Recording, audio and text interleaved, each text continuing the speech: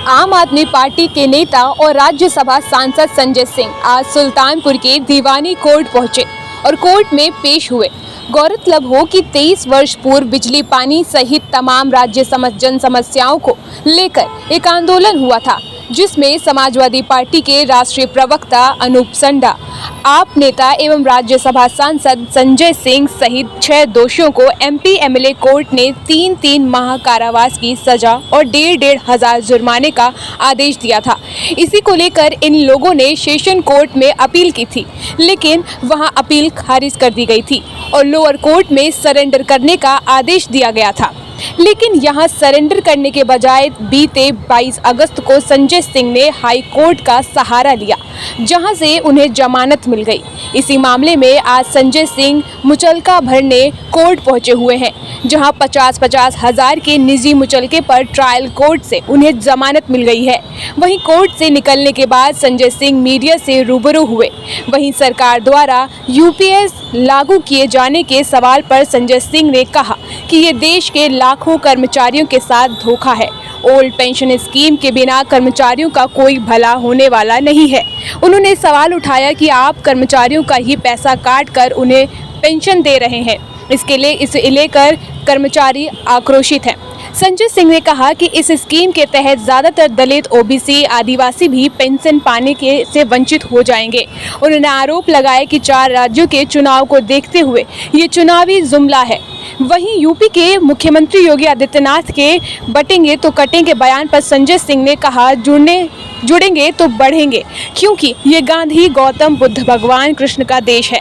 उन्होंने कहा कि ये देश उन मान्यताओं पर यकीन करता है जहां हम प्रेम और अहिंसा की बात करते हैं। नफरत की बुनियाद पर दुनिया का कोई मुल्क आगे नहीं बढ़ सकता। वहीं कंगना रनौत के बारे में संजय सिंह ने कहा कि वो एक बददिमाग महिला है और उसे कतई संसद में नहीं पहुंचना चाहिए था। किसानों को बलात्कारी और हत्यारा कहना बहुत ही अपमानजनक है और बीजेपी को इसके ऊपर एक्शन लेना चाहिए। अमित शाह के पुत्र जय शाह के आईसीसी अध्यक्ष और अरुण जेटली के पुत्र रोहन के महासचिव चुने जाने पर उन्होंने कहा कि बाकी लोग क्या कर रहे हैं, सबको पकौड़ा तलना है। उन्होंने कहा कि बीजेपी में भी घोर परिवारवाद है। पेश हुए थे कोर्ट में, क्या मामला था, क्या हुआ? 23 साल पुराने मामले में मुझे लोअर कोर्ट से और उसके बाद फिर सेशन कोर्ट से 3 महीने की सज़ा हुई थी और मेरे साथ कांग्रेस के नेता कमल श्रीवास्तव जी, संतोष चौधरी जी, समाजवादी पार्टी के पूर्व विधायक अनूप संडा जी, भारतीय जनता पार्टी के पूर्व नगर अध्यक्ष सुभाष चौधरी जी और वर्तमान सभासद विजय सेक्रेटरी जी को सज़ा हुई। और इस मामले में मैंने हाई कोर्ट में अपील दायर की थी, याचिका की थी। वहाँ पर वरिष्ठ अधिवक्ता सतीश मिश्रा जी ने बहस की और माननीय उच्च न्यायालय ने मुझे राहत देते हुए सज़ा पर रोक लगाई, कमल श्रीवास्तव जी की सज़ा पर रोक लगाई और जमानत लेने का निर्देश दिया लोअर कोर्ट से, ट्रायल कोर्ट से। तो आज 50-50 हजार के निजी मुचलके पे हम लोगों को जमानत दी गई है और कोर्ट के सामने हाजिर हुए थे।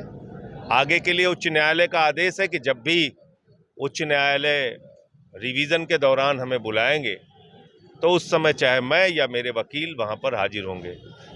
अरविंद सिंह राजा जी और यहाँ पे मदन सिंह जी इस पूरे मामले को देख रहे थे और अब आगे जो भी कार्रवाई होगी उसमें न्याय संगत जो कुछ भी होगा वो हम लोग करेंगे। न्यायालय का जब भी आदेश होगा न्यायालय के सामने हाजिर होंगे। महामारी अधिनियम के तहत तो वो आपको बता दें। सामूहिक विवाह घोटाला में क्या कहेंगे? भैया हम अब सीधे आवते ही सामूहिक विवाह पहले देख ले तब बताई ना। सरकार ने यूपीएस लागू कर दिया है और 4 राज्यों में यूपीएस जो है वो एक धोखा है इस देश के लाखों कर्मचारियों के साथ। यूपीएस ओल्ड पेंशन स्कीम के बिना कर्मचारियों का कोई भला होने वाला नहीं है। ये क्या स्कीम है? आप कर्मचारियों से ही 10% काट रहे हैं और उन्हीं को पेंशन दे रहे हैं। ये कौन सी स्कीम है आपकी? कर्मचारियों का पैसा लेकर कर्मचारियों को पेंशन। तो यूपीएस जो है वो पूरी तरीके से फ्रॉड है इस देश के कर्मचारियों के साथ और उनके मन में काफ़ी गुस्सा और रोष है। और दूसरी बात, इस देश के दलितों और ओबीसी के साथ भी ये धोखा है। क्यों है? आपने ओबीसी में उम्र की छूट दे रखी है, 38 साल तक सरकारी नौकरी पा सकते हैं। दलित और आदिवासी में छूट दे रखी है, 40 साल तक वो नौकरी पा सकते हैं। तो 25 साल पेंशन पाने का जो क्राइटेरिया है नौकरी करने का, इससे ओबीसी भी वंचित हो जाएगा और दलित भी वंचित हो जाएगा और आदिवासी भी, क्योंकि 36 साल में जो नौकरी करेगा तो 24 साल ही नौकरी कर पाएगा, 38 साल में जो नौकरी करेगा वो 22 साल ही नौकरी कर पाएगा, 40 साल में जो नौकरी करेगा वो 20 साल ही नौकरी कर पाएगा। तो दलितों, पिछड़ों और आदिवासियों को पेंशन मिलेगी नहीं, जबकि 24-24 साल तक उनका पेंशन के नाम पे पैसा हर महीने 10% कटेगा। देश के अर्धसैनिक बलों के साथ धोखा है, जो 20 साल के बाद रिटायर हो जाते हैं, पैरामिलिट्री फोर्सेस के लोग, उनको पेंशन कहाँ मिलेगी? तो कुल मिला के यूपीएस से काम चलने वाला नहीं है, ओपीएस की बहाली होनी चाहिए। पहले जीपीएफ कटता था कर्मचारियों का, 1 रुपए ब्याज नहीं लगता था, बेटी की शादी में पैसा निकाल लेते थे, कभी जमीन का टुकड़ा खरीदना हो पैसा निकाल लेते थे लोग। आपने कर्मचारी का पैसा काट के कर्मचारी को पेंशन दे रहे हैं, ये कौन सी योजना है आपकी? तो इसलिए ये एक फ्रॉड है और 4 राज्यों के चुनाव को देखते हुए ये एक चुनावी जुमला बीजेपी सरकार लेके आई है। सर, ये आगरा में भी मुख्यमंत्री जी का एक बयान आया है कि अगर बटेंगे तो कटेंगे और एक जुड़ेंगे तो बढ़ेंगे।